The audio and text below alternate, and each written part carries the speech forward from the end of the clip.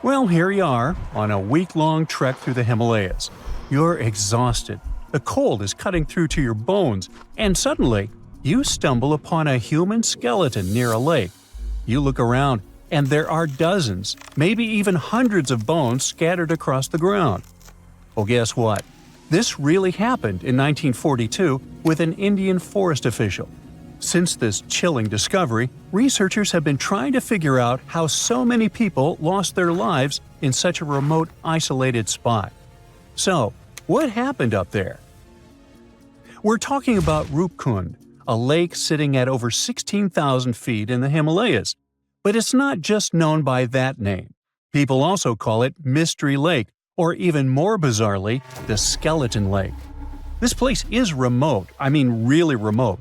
It's not just because it's insanely high up, but also because it's surrounded by snow-covered mountains. Now, if you're planning to go there, make sure you have some solid hiking shoes. It's a week-long trek covering more than 30 miles of tough, rugged terrain. Along the way, you'll pass through all kinds of challenging landscapes: moss-covered oak forests, misty fields with an eerie vibe, and up at the top, snow. The highest point of the trek is a knife-edge ridge called Junargali. Just below that lies Roopkund. The closer you get to the lake, the darker the atmosphere feels. And on the ground, you can find human skeletons scattered around, belonging to more than 300 people. Along with them, there were things like wooden artifacts, leather slippers, and rings. Okay, so something really macabre happened here. But what? Well, we have three main theories. Theory number 1, the local legend. According to this story, a long time ago, a king named Raja Justival went on a pilgrimage deep into the Himalayas to reach a sacred mountain temple. He brought his pregnant queen, Rani Balumpa, along with a group of servants, dancers, and others. While they were up in the mountains, a massive hailstorm hit, or as the legend goes, an angry deity started hurling iron balls from the sky. Either way, the storm was brutal, and they had nowhere to take shelter. In the end, they all lost their lives near the lake. Theory number 2, an escape route. Some say the remains belong to Indian soldiers who tried to invade a foreign territory back in 1841, but they were defeated. Over 70 of them were forced to make their way back home through the Himalayas, and they met a tragic end along the way. Theory number 3, a mass grave. This theory suggests that some kind of widespread health issue hit the group. They were all buried there, in isolation, to prevent the disease from spreading. In this case, Roopkund Lake and its surroundings would basically be a cold, remote cemetery. Now, do you know what all these theories have in common? They all assume that the skeletons belong to a single group of people who died in one catastrophic event. But then science came along and things got way creepier. In 2019, 28 scientists from institutions in the US, India, and Germany teamed up for 5 years to figure out what the heck happened up there. They studied the remains of 38 individuals, 23 men and 15 women. And right there, we can already toss out theory number 2. That's important because if these people had been soldiers on a military mission, you would expect most, if not all of them, to be men. Armies in the past were almost entirely male. But here, there were just too many women for that to make sense. And on top of that, no signs of combat or military gear were found at all. After a genetic analysis, researchers noticed that the individuals weren't part of the same family, at least not by blood, like third-degree relatives or closer. And most importantly, they were mostly healthy. These two facts help rule out theory number 3. It probably wasn't some kind of highly contagious health problem. But the most shocking part is that these skeletons didn't belong to just one single group. They actually came from 3 distinct groups. The first group had ancestry that falls within the range of present-day South Asians, basically from the regions that are now India, Pakistan, and Nepal. The second group had ancestry typical of Eastern Mediterranean, just like people from today's Greece, or more specifically from Crete. And they also identified one individual with Southeast Asian-related ancestry. The dating also shows that these remains weren't deposited at the same time. In other words, Groups 1 and 2 didn't live during the same period. Their deaths were actually spread out over as much as 1,000 years. Oh great, now theory number 1 is out the window too. After all, the studies can confirm that these people passed away in at least 2 separate tragic events. According to the researchers, there is a possible clue about where at least some of the people with South Asian ancestry might have come from, or why they were even up there in the first place. Roopkund Lake isn't part of any major trade route or anything like that, but it is along the path of a pilgrimage called the Nanda Devi Raj Jat. It still happens today, once every 12 years, where people hike through the mountains for worship and celebration. Now, the written records of this pilgrimage only show up around the late 1800s, but there are inscriptions in nearby temples that go way back, like to the 8th or 10th century. So, it's possible the tradition started much earlier, and maybe some of these people passed away during one of those early pilgrimages, due to a heavy storm or some other natural disaster. Okay, but how do we explain the group that came from Greece? Well, that's definitely more puzzling. First, because there aren't any historical records or evidence to explain who these people were or what they were doing in the far reaches of the Himalayas, so it's hard to know where to start. The study suggests that they could have been a group of unrelated men and women born in the eastern Mediterranean region around the time the Ottoman Empire controlled that area. The evidence suggests that they had a diet mostly based on land-based foods, not the seafood you would expect from people living near the coast. So they might have lived inland and somehow ended up in the Himalayas, possibly traveling for reasons that researchers can't fully explain yet. The best guess is that they were also participating in a pilgrimage, but honestly, it seems pretty unlikely that people from Europe would have traveled all the way to Roopkund just to do that. And let's assume they did. What exactly happened to them? I mean, how did they all pass away in the same exact spot? Well, the researchers can't say for sure, but people online love to speculate. You think? Some suggest that they fell from the Junagarli Ridge, or since they were at such a high altitude, maybe they passed away due to acute mountain sickness. Up there, the oxygen levels are much lower, which can lead to things like headaches, vomiting, and dizziness. The problem is, it can escalate quickly, and if it affects your lungs and brain, it can become life-threatening. So yeah, it could have happened. But it's still strange to think it happened to so many people all at once. We definitely still need a lot more answers when it comes to Roopkund. But one of the obstacles researchers face is that the site remains highly disturbed and unpreserved.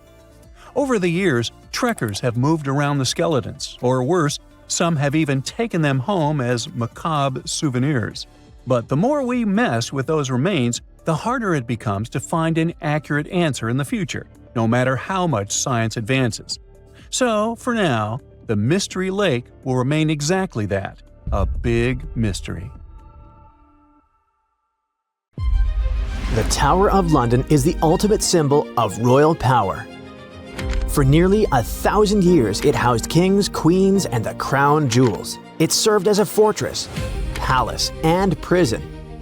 It is one of the most studied and documented historic sites in the world. Yet, archaeologists uncovered unsettling human remains only 10 feet right under the walkway. Who were these people, and how did they stay hidden for so long? The Tower of London sits on the River Thames, in the heart of London. It's a true medieval castle with thick, well-preserved stone walls, armored gates, and watchtowers like you only see in movies. It was built almost a millennium ago, when William the Conqueror took control of England. He needed a fortress to lock the city down and send the message, "The new king is here, so better behave."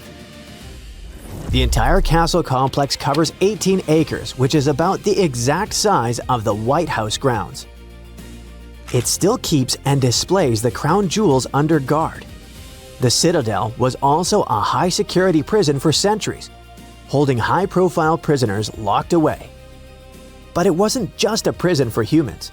For centuries, the tower was a royal zoo filled with lions, elephants, and leopards. The King of Norway even sent a polar bear, which was allowed to swim in the Thames on a long leash to catch fish. One of the biggest attractions is the White Tower, a massive stone keep. Rising about 90 feet, it had been the tallest building in all of London for hundreds of years. Kings famously whitewashed the stones to make them gleam. It stood out like a blinding beacon above the dark, muddy city. Another must-see spot is the Chapel of St. Peter ad Vincula, the tower's historic church. It served as the final resting place for famous prisoners and nobles alike. It was just outside of this very chapel that archaeologists made a chilling discovery. The mystery started in 2019 when a routine check uncovered 2 burials. When archaeologists returned to dig some more in 2025, the situation grew from unexpected to, hey, what is going on here? Over 20 skeletons were packed into the soil, mixed with fragments from older burials, proving this spot had been used and reused many times before. These graves span centuries, from the 1200s to the 1600s. So we're not looking at one tragedy. It seems to be a place that kept getting used again and again throughout medieval London. One situation feels like it's from a horror movie. A cluster of at least 6 people from the 1300s that looks unusually messy compared to the others. The timing lines up with the era of the Black Death in London, so this group could be plague-related. But researchers are careful with conclusions for now. On the other hand, some graves look the opposite of rushed. They look expensive. Several people were buried in coffins. In one case, the wood had rotted away completely, leaving behind a perfect shadow of a coffin stamped into the clay. The report says this coffin shadow likely held a juvenile buried in the 1200s. Then there's the chapel itself that might give us some clues. The current building is basically the newest version on this same spot. It's possible that there were 3 or 4 earlier chapels here, and the dig even exposed lost walls and an old floor surface deep down. But what else can we learn about these people? Here's where science can help. Researchers look at teeth. Your adult teeth form when you're a kid, and they lock in chemical traces from the water you drink and the food you ate. It basically creates a permanent record of where you grew up. So the team analyzed 2 specific skeletons. The first one seemed wealthier. The chemistry suggests they might have grown up in Wales and moved around a few times. They even had traces of a high-sugar diet. That was a huge luxury back then. The second person had a totally different story. Their bones showed signs of chronic stress and a much harder childhood. So these were 2 people from opposite ends of the social ladder. One rich and the other not so much. But they both ended up near each other to be discovered centuries later. Millions of people visit the Tower of London every year. They take selfies and walk the grounds, totally unaware that they might be standing on top of massive tombs. And that forces you to ask the obvious question. If a place this famous can hide ancient graveyards, what else is out there? Because the tower is definitely not the only landmark keeping secrets. In 2019, the fire at Notre Dame forced a massive rebuild. That construction forced workers to lift parts of the floor and reveal a spooky secret. Several tombs hiding 2 human-shaped lead sarcophagi, sealed like metal time capsules. And inside, there were details that shouldn't survive: fabric, hair, and even leaves that were left on the head. This stuff points to an important person. It sounds unbelievable, but they managed to identify the person as Antoine de la Porte, a church official who passed away in 1710. The second coffin became its own mini detective story. Scientists nicknamed the man inside the Horseman because his bones showed signs of riding for years. Some new analysis suggests that he could have been Joachim du Bellay, a well-known poet from the 1500s. So, we have secret graves in London and Paris. That part almost makes sense. These are old, crowded cities where people have lived for centuries. But there's one place on Earth where history wasn't supposed to happen at all: Antarctica. Yes, almost literally the edge of the world with nothing human anywhere nearby for hundreds of miles. And still, in 1985, a Chilean scientist found human remains on an ice-free beach in Livingston Island on a spot now called Yamana Beach. A human skull in Antarctica sounds impossible, but the dates make it worse. When the remains were studied, the person appeared to be a young woman around 21, likely from the southern Chilean channels. She passed away in the early sealing area, roughly 1819 to 1825. That's basically the opening minutes of humans showing up in that region. So why would a young woman end up there? One idea is that she might have come with early sealers, maybe as a guide or part of the crew. The original researcher even suggested she could have been abandoned there for unknown reasons.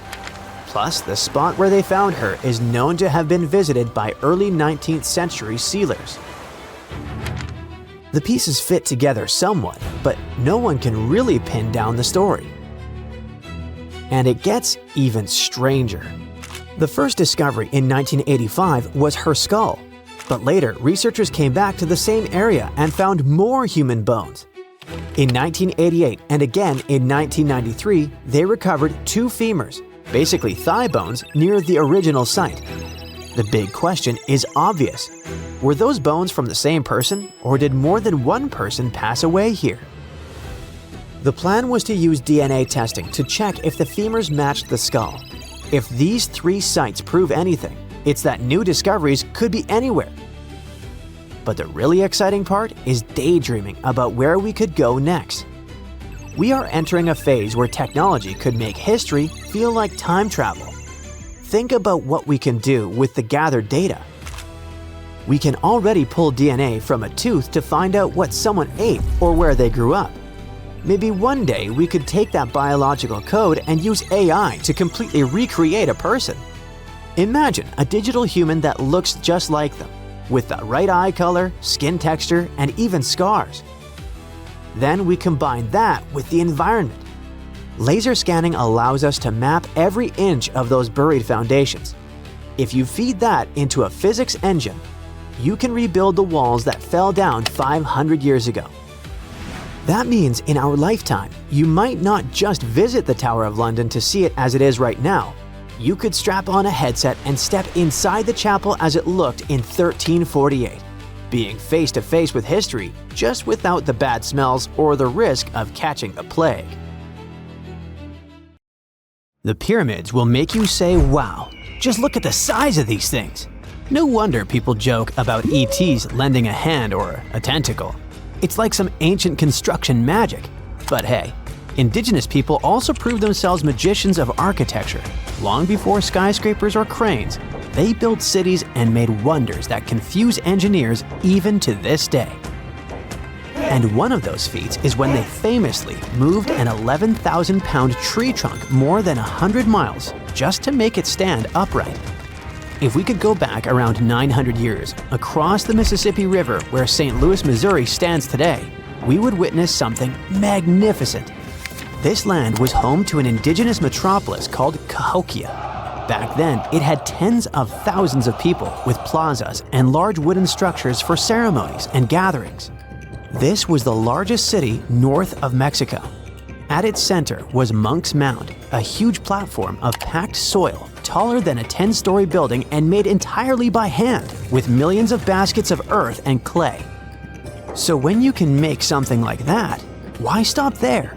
The people of Cahokia also constructed huge wooden posts, which may have served as solar calendars, ritual markers, or symbols of spiritual connection.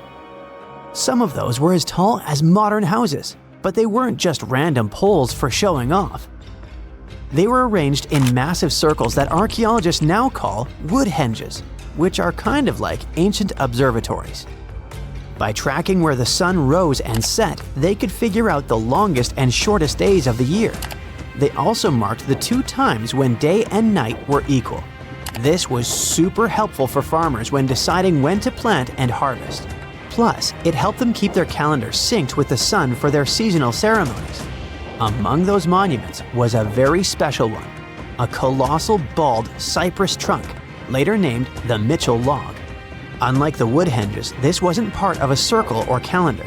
It ended up standing alone, probably right in the ceremonial plaza. Archaeologists believed it served as a symbol of power or spirituality, something like a wooden obelisk rising above the city. Some researchers even suggest it might have represented an axis mundi, a kind of world pole that stitched together everything the Cahokians believed existed. To them, the universe was layered. Above was the upper world, home of the sun and the moon and the forces that ruled the weather and time. Below lay the lower world, a watery realm of chaos, spirits, and transformation. And between them, the middle world. It's where we are, hanging out with bears and buffalo. Monumental posts like the Mitchell Log may have marked the connection point between all three, becoming a place where spiritual power could flow between the worlds. At least that's what we think they believed. But whatever its purpose was, that's not the wow part. It's that the log was nearly 59 feet long and weighed around 11,000 pounds. That's roughly the weight of 2 full-sized pickups, such as Ford F-150s or Chevrolet Silverado 1500s. And even more shocking, that kind of tree didn't even grow near Cahokia. Scientists found it had come from over 110 miles to the south, hauled all the way without wheels, cranes, or engines. So how on earth did they do it? Well, to understand how this was even possible, we have to look at what tools and knowledge the Cahokians actually had. We know they didn't have carts, metal tools, or animals like horses or oxen to pull heavy loads.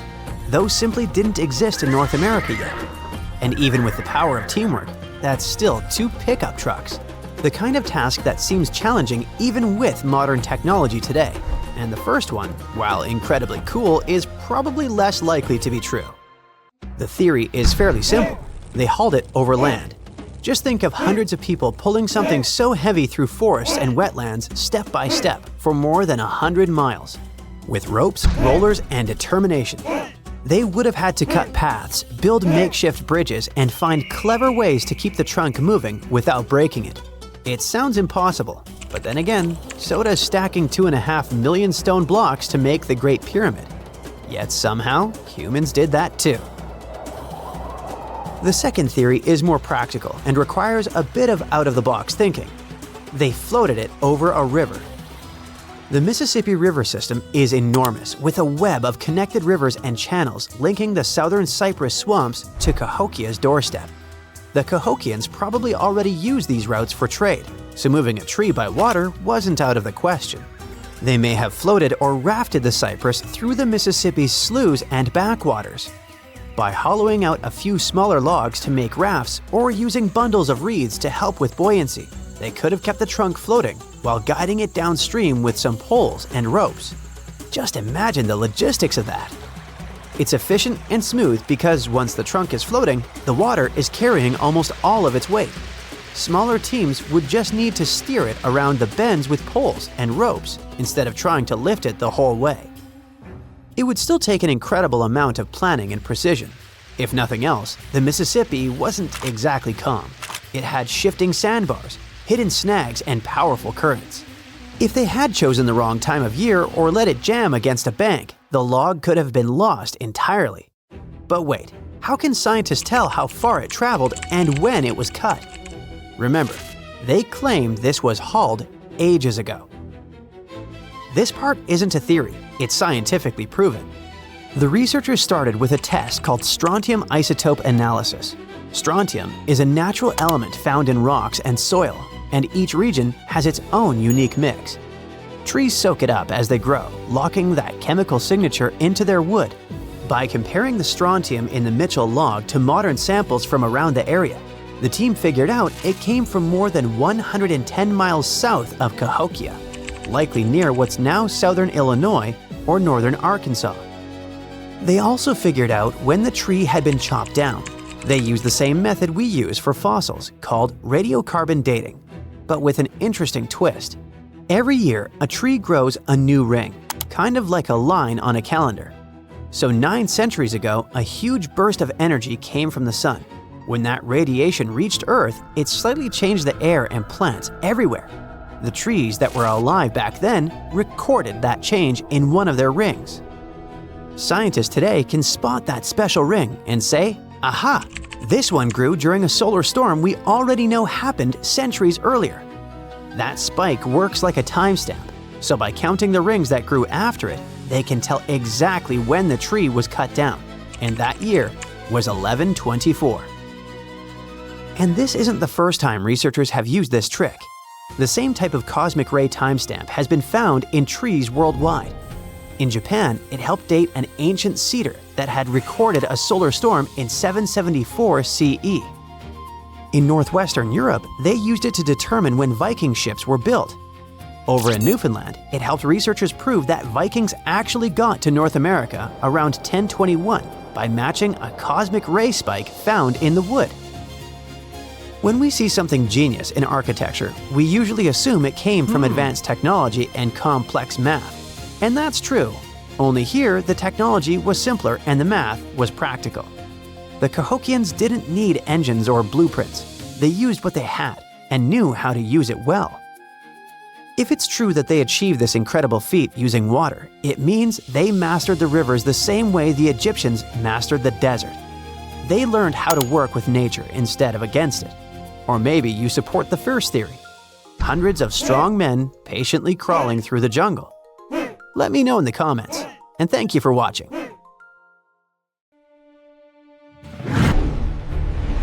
The ocean had a king 190 million years ago, and that creature was just the size of a dolphin. But it still kept everyone else in fear. A fossil collector found its relics in the rock at England's famous Jurassic Coast near a place called Golden Cap in Dorset back in 2001. For centuries before that day, people just walked over it and never noticed this treasure. Then, it traveled all the way to a museum in Ontario, Canada. But it was still there until, in late 2025, scientists realized they weren't looking at just another sea reptile, but at something unique, the only known specimen of its species. The find received a nickname, the Sword Dragon of Dorset, and got the attention of the scientific world. Ichthyosaurus, the group this animal belongs to, spent their lives in the ocean, but they don't have much in common with fish. Think of them as the marine equivalent of dinosaurs' cousins. For millions of years, they ruled the seas the way sharks and whales dominate today. But the sword dragon didn't have much in common with those bad guys. This creature stretched just about 10 feet long and had a pretty unusual appearance. Many ichthyosaurs had thick skulls and strong jaws, which were just perfect for crushing prey. Instead, evolution gave our guy an incredibly long, narrow snout attached to a high-speed body. Researchers think it used that snout to slash through schools of fish and squid and to stun or slice prey before swallowing it. And the eyes of our sword dragon worked like giant camera lenses. They pulled in every bit of light available, so the animal could see in places where most predators would be almost blind. And in the ocean, where sunlight doesn't travel very far underwater, it's a huge advantage. Fish, squid, and other prey drifted through the gloom, thinking they had some cover from danger, and our dragon could spot them without a problem. It also had a pretty unusual skull.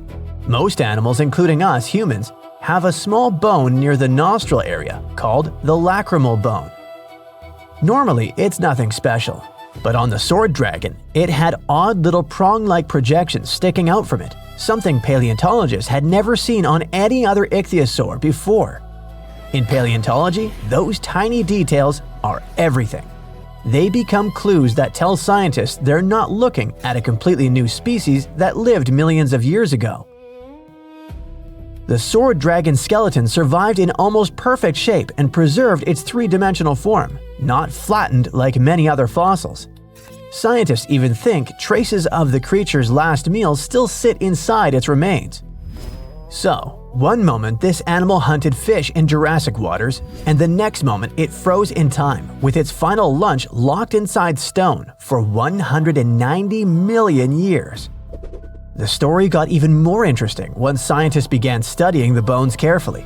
Some limb bones and teeth have strange deformities, which means the animal suffered injuries or disease while it lived.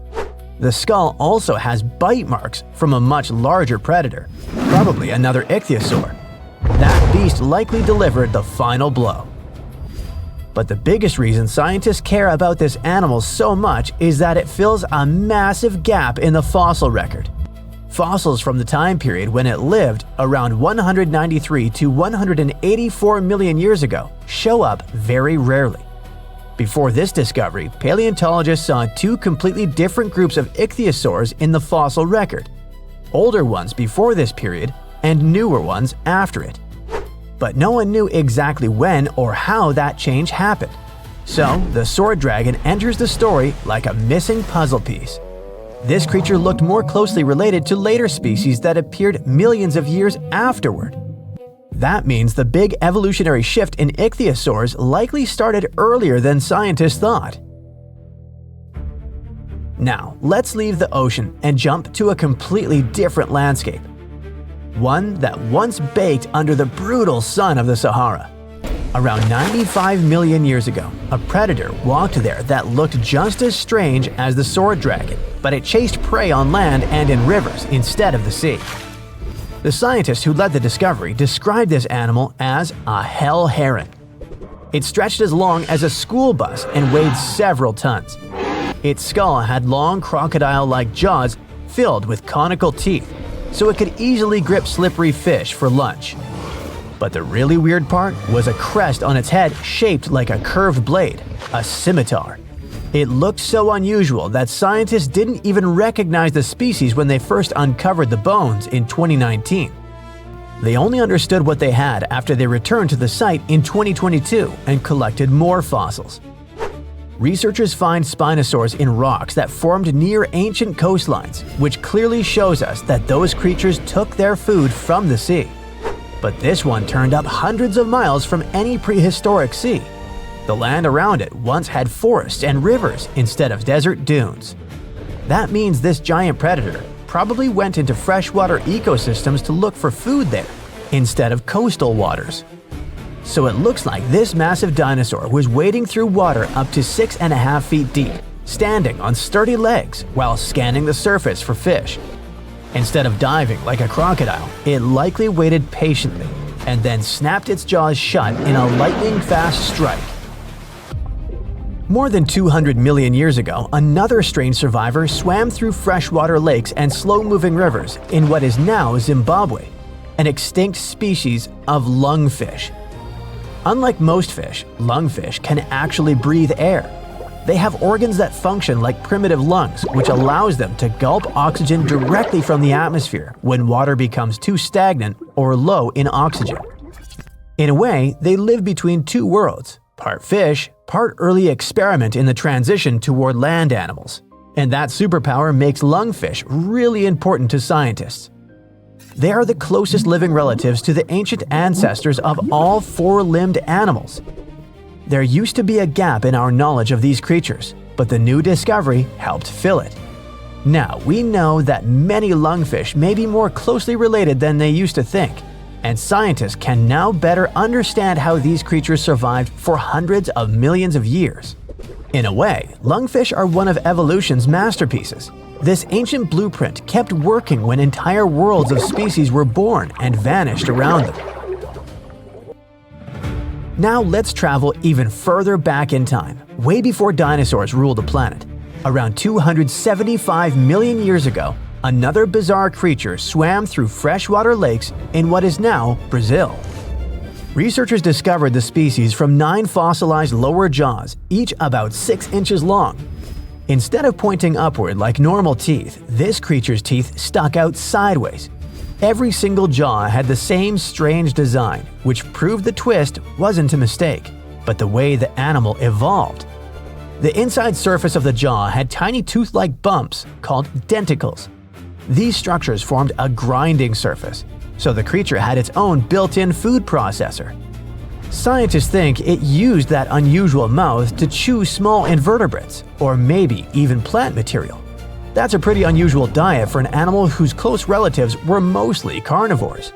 And speaking of its family, this bizarre creature belonged to an extremely ancient lineage called stem tetrapods. Those were early four-limbed vertebrates that gave rise to modern reptiles, birds, mammals, and amphibians. By the time Cahokia lived, most of those early lineages had already disappeared. Yet this one somehow survived, and newer, more modern animals evolved around it. Scientists call this kind of animal a living fossil.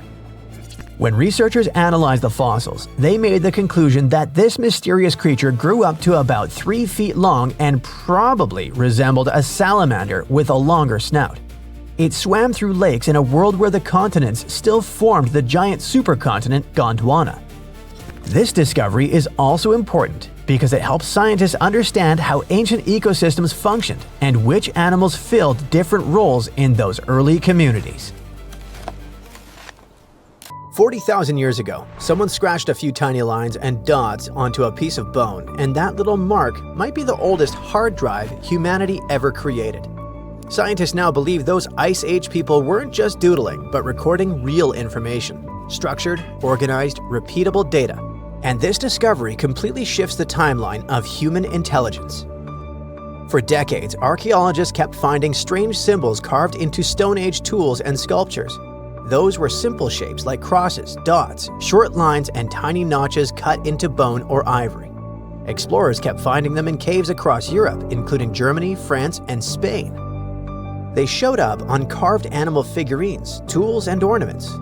Archaeologists dated them to be about 34,000 to 45,000 years old.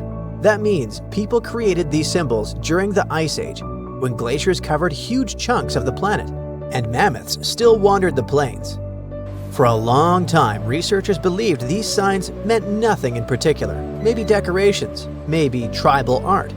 But a new computational study led by a linguist and an archaeologist showed it was more about data than decoration. The team analyzed more than 3,000 individual symbols carved into around 260 artifacts. They studied every mark and fed them into statistical models, the same type of mathematics researchers use to study language patterns or train artificial intelligence. The goal wasn't to translate the signs yet. Nobody knows exactly what they mean. Instead, the scientists looked at something called information density, which means how much meaningful data you can store in a sequence of symbols. When the researchers ran the numbers, they saw that the symbol sequences had almost the same information density as Proto-Cuneiform. That's the earliest writing system known from ancient Mesopotamia around 3000 BCE. It was roughly 40,000 years later. So, some signs in these Ice Age carvings repeat again and again in predictable ways: cross, cross, cross, line, line, dot. That repetition resembles early data encoding, where patterns repeat because they store structured information. The researchers also analyzed the entropy of the coded messages. Entropy measures how unpredictable a sequence is.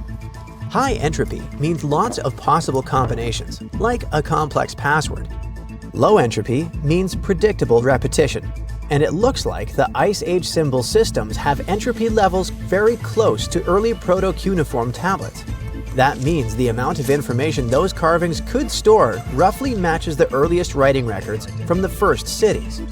It proves that humans didn't just suddenly invent writing out of nowhere 5,000 years ago. Instead, humans spent tens of thousands of years experimenting with symbolic encoding systems and gradually increased their complexity until true writing was finally invented. One of the most interesting examples of such a coded message comes from a cave in southwestern Germany. Archaeologists discovered a tiny mammoth figurine carved from mammoth tusk ivory, small enough to fit in your palm. There's a neat row of engraved crosses and dots running along its surface. Another object called the adorant is a thin ivory plate. Found in a different German cave, has a strange mythical creature that looks part human, part lion on it. The figure stretches upward like it's worshipping something, and across its body, someone carved rows of tiny dots and notches with careful spacing. Then there's the famous lion-human sculpture. If you look at the arm closely, you can see evenly spaced cuts along the limb. These marks seem intentional, deliberate, almost rhythmic. They look less like decoration and more like entries in a ledger. It makes those artifacts something like USB drives made of ivory. And because these ancient USB drives appear in different regions of Germany and in other parts of Europe, it could mean that Ice Age humans may have shared such symbolic messages across huge distances. Those hunter-gatherers living thousands of miles apart probably recognized the same patterns scratched into bone tools. Of course, scientists still don't know the exact meaning of these symbols. They could represent seasonal calendars, migration cycles, clan markers, or some concepts tied to rituals. So the most important discovery for now isn't the translation, but the structure of the signs that behave like a system. This coding system isn't the only proof that ancient minds invented complex systems long before modern technology arrived. There's a thick oval slab of limestone in a museum in the Netherlands. Archaeologists dug it up in the late 1800s and assumed it was some kind of Roman game board. The problem was that nobody could figure out the rules. The carved lines didn't match any known ancient game. Only in 2026, researchers finally solved the mystery with help from artificial intelligence. If you look at the stone closely, you can see that certain grooves on it are slightly deeper than others. It means that people slid pieces across those lines repeatedly, and the stone wore down over time. Conservation experts created extremely detailed 3D scans of the limestone surface to analyze those wear patterns. Those scans showed differences in depth smaller than a human hair. Every tiny groove became a clue about how players once moved their pieces. Then, the team brought in a special AI game simulation system designed to understand board games.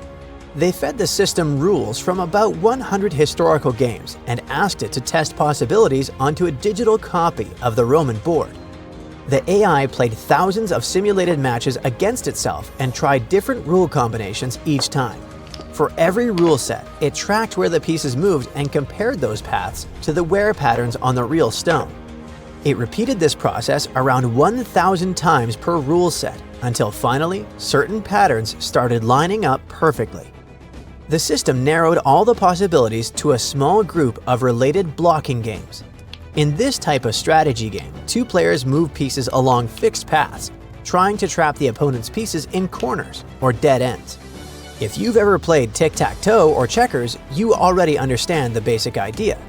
To control space, predict the opponent's next move, and close the trap. The simulations showed that the Romans most likely played this game with small tokens made of glass, bone, or pottery sliding along those carved grooves. And that discovery matters more than you might think.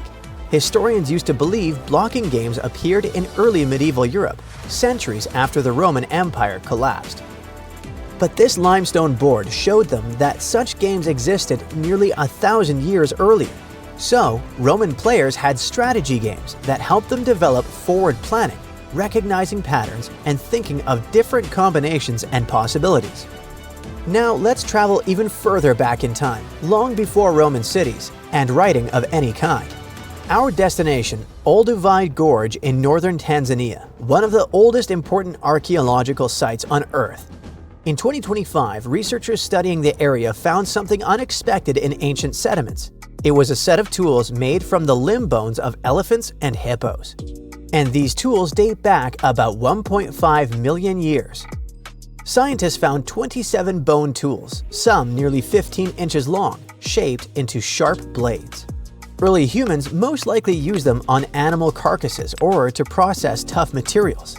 At first glance, they seem simple, but it actually looks like the toolmakers shaped these bones using knapping, the same process used to chip stone tools. Knapping means striking a material carefully so that small flakes break away, gradually forming a sharp edge.